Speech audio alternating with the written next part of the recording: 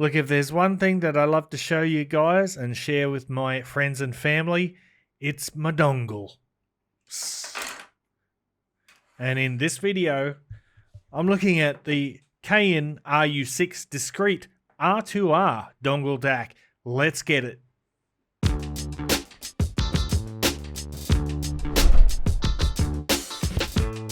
What's cracking, audio fans? It's David here from Prime Audio Reviews, and if you follow the DAC scene, you know this one is a bit special. And here's the box. It's a pretty premium little box actually. It's nice, but I'll show you a couple of the things that you get inside.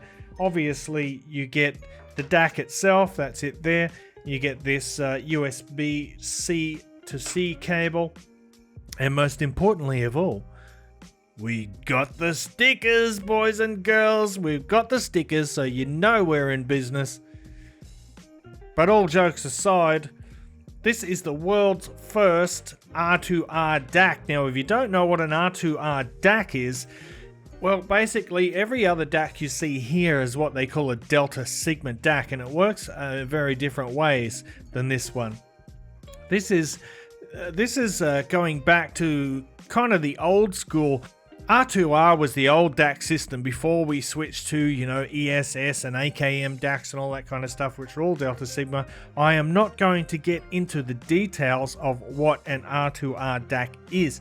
If you want to know, there is plenty of good information online. I am basically going to tell you about the user experience and the sound of the RU6 here. Now this guy clocks in at about $249, so as far as dongle DACs go, this is one of the most expensive ones at the moment. But you know, the Cayin, they spent a lot of time and funds researching and implementing this R2R technology.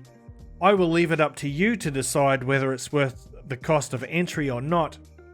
So I'm going to get right down to business today. You can see the DAC is bigger than your average dongle DAC as well, but it is very lightweight. I still don't like carrying dongles around attached to my phone. If I'm sitting on a bus, in a car, on a train, on a plane, things like that, these are fine. But if I'm doing my daily biz and I'm walking around, I do not like to have dongles hanging about. But I tell you what I do like them for, that is for enhancing the audio on my laptop while I'm at work. So that's primarily what I use DACs for. So on the front here, you've got an OLED screen. On the side are the control buttons. You've got volume controls and a mode button. Now the mode button opens up the settings menu, and from there you can change between low and high gain modes. And you can switch between non-oversampled or oversampled modes. In addition to that, you can also set the screen off timer. On the end here, you've got your balanced 4.4mm jack and of course your 3.5mm single-ended. In terms of output power, this one is pretty impressive. For the 3.5mm jack, you're looking at about 138 milliwatts, and for the balanced output it's about 213 milliwatts. So yeah, as far as dongle DACs go, plenty of driving power. I've used these with the Hi-Fi-Man Sondara, the Harmonic Dyne Zeus, and a bunch of IEMs. It had ample power for all of those things, didn't struggle with any of them. It's also got a very low output impedance, which means it's suitable for very sensitive IEMs.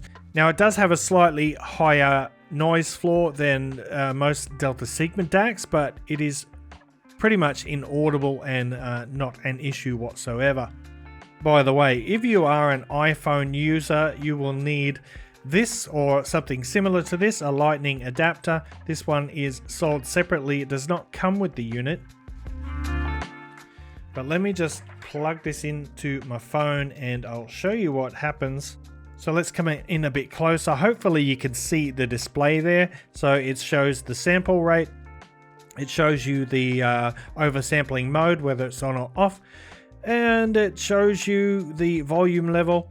There are a total of 99 volume steps, so you can really dial in the precise volume level that you want.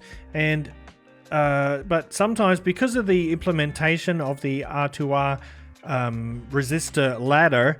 Each set of resistors controls a different volume level. So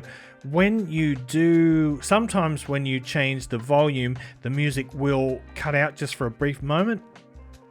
But I find that it's not distracting. I tend to set and forget my volume, so it doesn't bother me in the least. Now, if you hold down the mode button here, it'll take you to the setting menu. I hope you can see that clearly enough. So that's it. You got your gain, high and low gain settings, your sampling mode, and your backlight timer.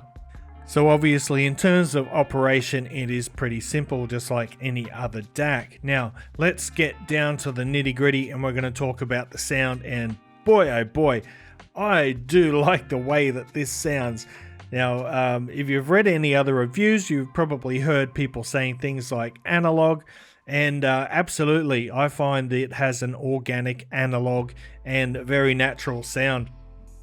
To my ear, it sounds a little bit more unprocessed than some of the Delta Sigma DACs. It's kind of got this tubey essence or character to it, and by that I don't mean it's a warm sounding DAC. It is smooth and it's not bright or analytical sounding, but it's very smooth.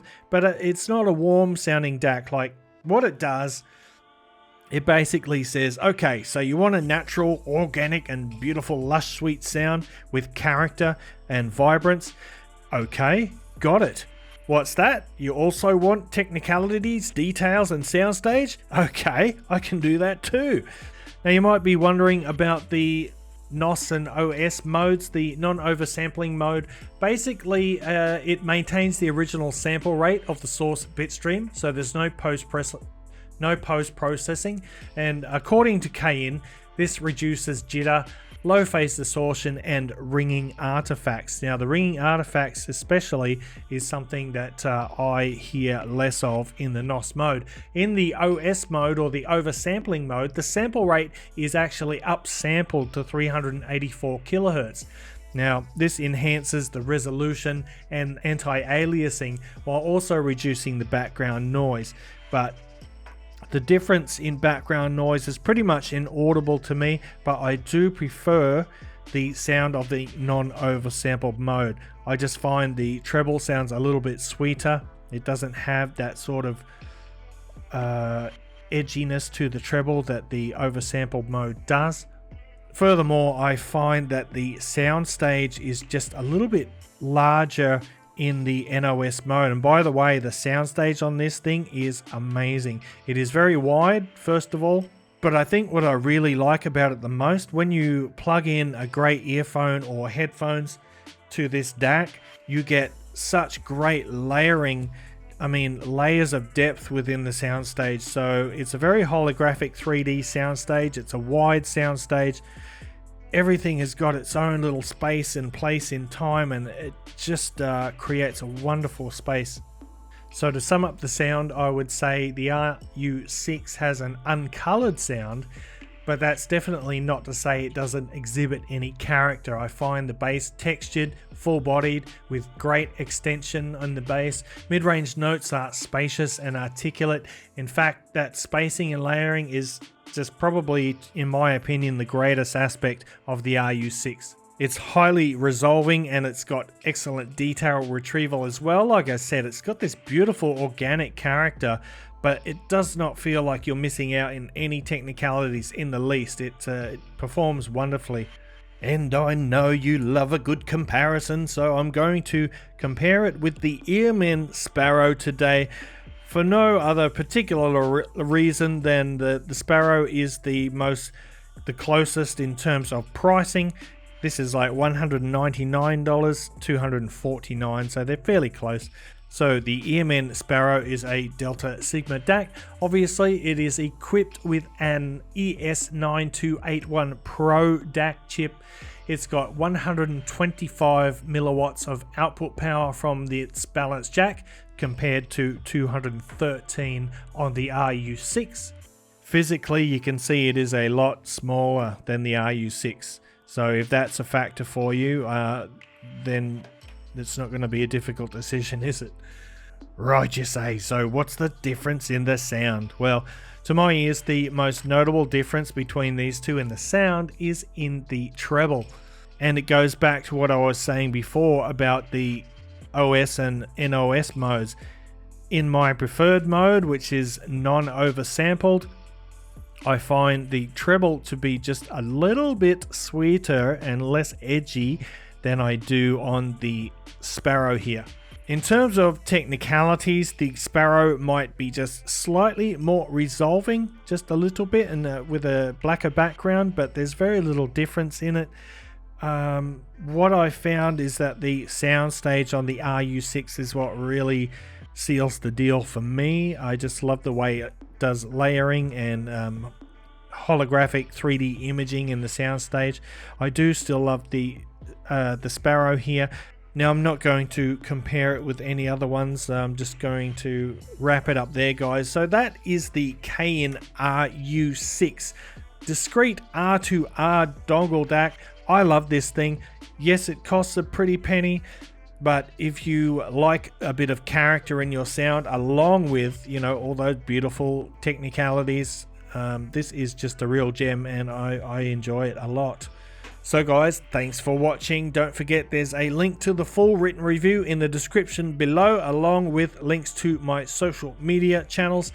And yeah, that's it. If you like this video, give it a thumbs up, Parfam audiophile style. And if you're new to the channel and you want to see more reviews like this, go ahead and hit that subscribe button. And until next time, I'll see you later.